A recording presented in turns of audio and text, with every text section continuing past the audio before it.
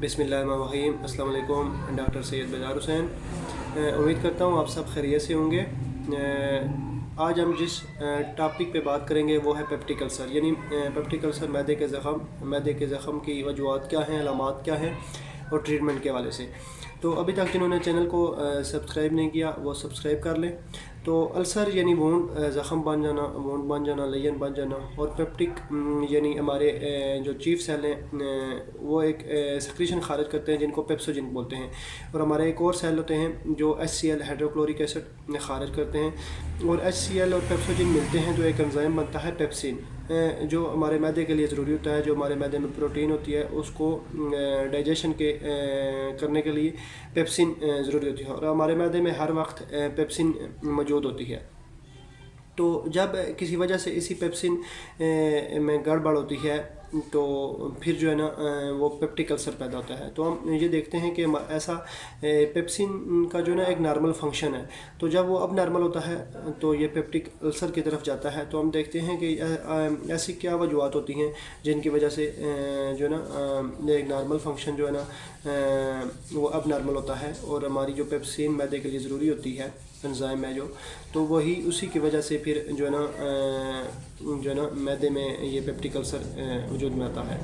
तो हमारे स्टमक की जो है ना 4 लेयर होती हैं, गैस्ट्रिक म्यूकोसा, और फिर सेकंड नंबर पे गैस्ट्रिक सब म्यूकोसा, और फिर जो है गैस्ट्रिक मस्कुलरस और गैस्ट्रिक सेरोसा।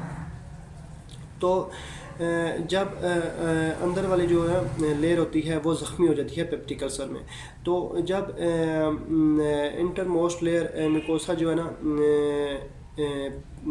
ये जो है ना पेप्सिन को रेजिस्ट कर रही होती है, पेप्सिन को बर्दाश्त कर रही होती है, क्योंकि ये सबसे अंदर होती है।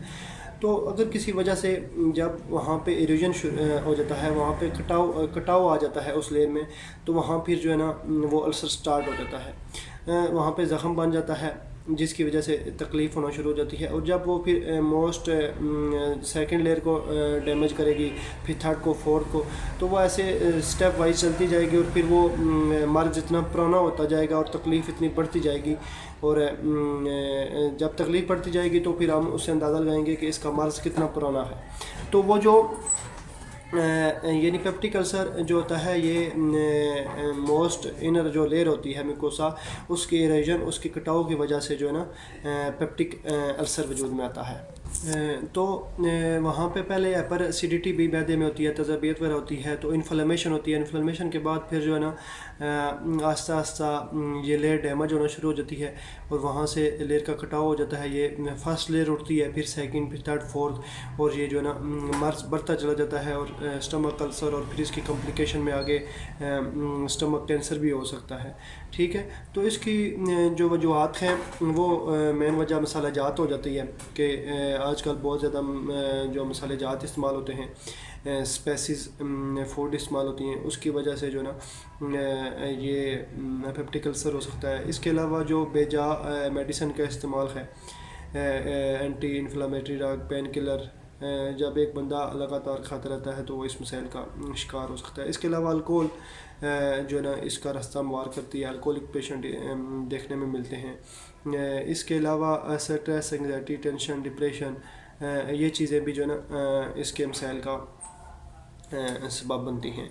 तो अगर शुरू में ही इस मर्ज़ को देख लिया जाए, डायग्नोज हो जाए, तो शुरू में ट्रीटेबल है और जल्दी रिकवरी हो जाती है।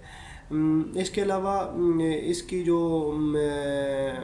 डायग्नोसिस हैं वो अगर सही डायग्नोसिस कराई जाए तो एंडोस्कोपी होती है। एंडोस्कोपी के ज़रिए हमें पता लग जाता है कि अल्सर कहाँ है, क्योंकि एसोफेगस जो है ना वहाँ पे भी ये मसला हो सकता है, स्टमक में, और फिर छोटी आंत में, ड्यूडेनम में भी अल्सर हो सकता है। तो एसोफेगस से हम क्लियर कर सकते हैं कि मसला कहाँ पे है। इसके अलावा जो इसकी अलामात होती हैं वो दर्द होता है, जलन होती है, और हर वक्त इंसान बेचैन रहता है, भूख ख़त्म हो जाती है, और मैदे के मुकाम पे दर्द होता है और पूरे पेट में भी फैलता है। इसके अलावा जो वॉमिटिंग, नाज़िया की कैफियत होती है, और खट्टे डकार आते हैं। इसके अलावा जो ना खाया पिया वापस आता है। और इसमें आजकल एक बहुत बड़ी जो रीज़न है एच पेलोरी जो बैक्टीरिया है, وہ اس کی مین ریزن ہے کہ ایچ پیلوری کی وجہ سے بہت سے مسائل ہیں اور بہت سے بندوں کو جو ہے نا کامن مسئلہ ایچ پیلوری ہوتا ہے جو معدے کے مسائل کا سبب بن رہا ہے. تو یہ اس کی وجوہات ہوتی ہیں اور علامات ہوتی ہیں. اگر ہم ہومیوپیتھک ٹریٹمنٹ کے حوالے سے بات کریں تو کوئی بھی اسپیسیفک یا فکس ٹریٹمنٹ نہیں ہوتا. وہ اس کی کاز، اس کی ہسٹری، اس کی موڈیلٹیز اور انفرادیت کے حساب سے ہم ٹریٹمنٹ کرتے ہیں پیشنٹ کی مکمل ہسٹری لے کے، اور ہر پیشنٹ پہ اس کی سائن اینڈ سمٹم کے مطابق اور ہسٹری کے مطابق میڈیسن جائیں گی. لیکن جو مین گروپ ہے میڈیسن کا، وہاں پہ ہم جو استعمال کرتے ہیں نقص و میکا ہے. اگر مسالہ جات کا زیادہ استعمال ہے یا میڈیسن کا زیادہ استعمال ہے تو ہم نقص و میکا کو دیکھتے ہیں. اس کے علاوہ اگر فیملی ہسٹری میں بھی یہی چیزیں میری ہیں تو ہم کارسینوسن کا استعمال کریں گے. اور اس کے علاوہ ایچ پیلوری جو ہمارا ناسوڈ ہے ہم وہ استعمال کریں گے اگر ہم کو ایچ پیلوری بھی ملتا ہے. اس کے علاوہ بھی ہم اس کو استعمال کر سکتے ہیں.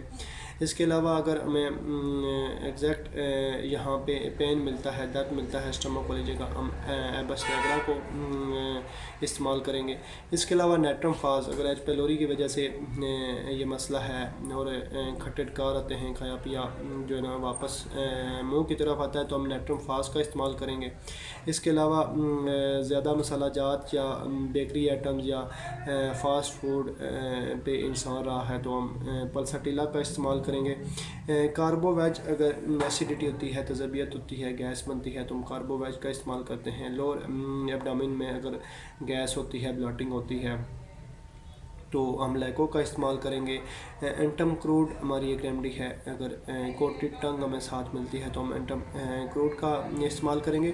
اس طرح دیگر بہت سی ادویات ہیں جو ہم سائن اینڈ سمٹم، کازز اور جو ہے نا ٹوٹلٹی آف سمٹم پہ ہم میڈیسن سلیکٹ کریں گے.